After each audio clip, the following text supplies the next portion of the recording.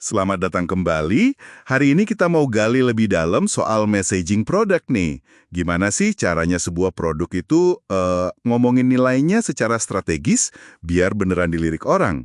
Sumber kita kali ini buku Loved dari Martina Lauchenko. Kita mau bongkar bareng-bareng kenapa messaging itu krusial, bukan sekedar kata-kata manis di iklan. Bener banget. Seringkali kan messaging dianggap cuman ya tagline keren atau daftar fitur gitu. Padahal Lauchenko di bukunya ini menekankan banget inti messaging yang kuat itu dasarnya pemahaman yang dalam. Paham soal apa sih masalah yang beneran dihadapi pelanggan dan gimana produk kita ini jadi solusi unik buat masalah itu. Kita bakal lihat beberapa contoh keren dari buku Love ini. Oke, siap. Kita mulai dari contoh yang kayaknya cukup berani ya di buku ini, Expensify. Siapa yang nyangka coba? Tagline, expense reports that don't suck, bisa seefektif itu. Ini kan gimana ya, beda banget sama gaya bahasa korporat yang biasanya kaku. Menurut Lauchenko, apa sih yang bikin ini berhasil banget? Selain karena unik ya. Nah, keberaniannya itu justru datang dari pemahaman yang otentik soal rasa sakit penggunanya. Jadi, mereka tuh nggak cuma jualan fitur ABC gitu ya, tapi benar-benar menyuarakan frustrasi nyata yang dirasain karyawan pas bikin laporan pengeluaran. Lauchenko bilang, otentisitas ini penting banget, dan seringnya ini hasil dari observasi langsung ke pengguna, bukan nebak-nebak aja. Nah, pendekatan Expensify ini pas banget sama prinsip KSAST yang diajuin Lauchenko. KSE ya? Itu apa tuh? Itu singkatan. Clear, jelas, authentic, simple, sederhana, sama tested, teruji. Expensify ini centang semua kotaknya. Oke, clear, authentic, simple. Nah, yang tested ini menarik. Maksudnya diuji gimana? Bukan cuma di rapat internal gitu kan? Tepat. Lauchenko nekenin, pesan itu harus diuji dalam konteks gimana pelanggan bakal dengar atau bacanya nanti. Di dunia nyata gitu, pesan Expensify itu kan jelas banget ya, otentik banget nyuarain kejengkelan pengguna, simple diingat, dan ya terbukti, klik di pasar. Beneran teruji. Paham.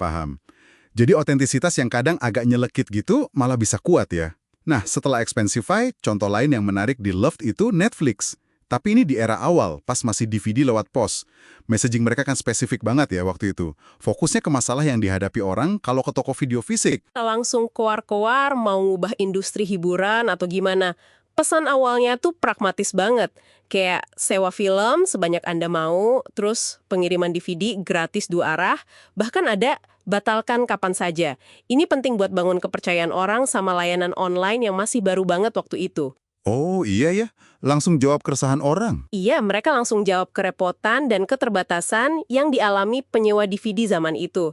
Biaya per film yang mahal, repot bolak-balik ke toko, pilihan filmnya terbatas, nilainya langsung terasa. Berarti pesannya itu nggak statis ya, bisa berubah seiring waktu. Banget. Dan ini nyambung ke konsep kurva adopsi teknologi yang juga dibahas Lauchenko.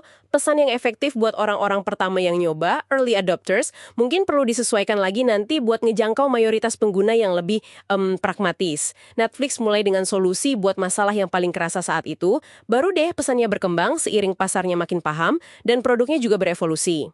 Masuk akal banget sih kalau messaging harus dinamis gitu. Oke, terus ada lagi nih, Zendesk.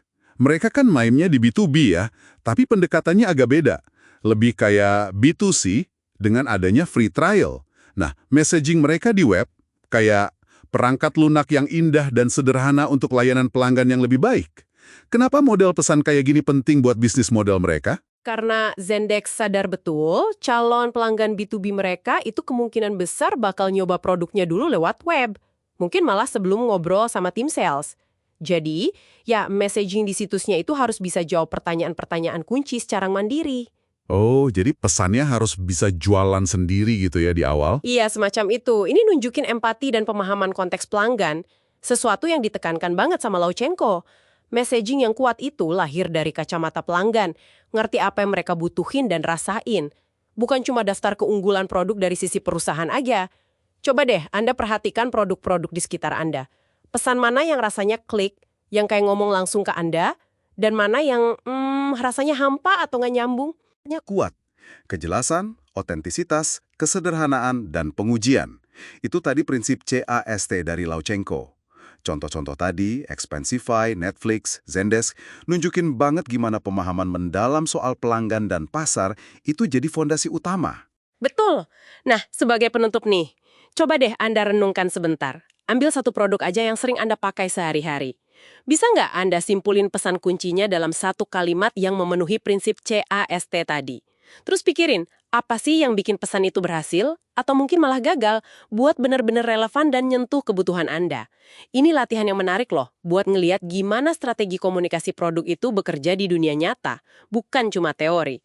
Sampai jumpa di pembahasan mendalam kita berikutnya ya.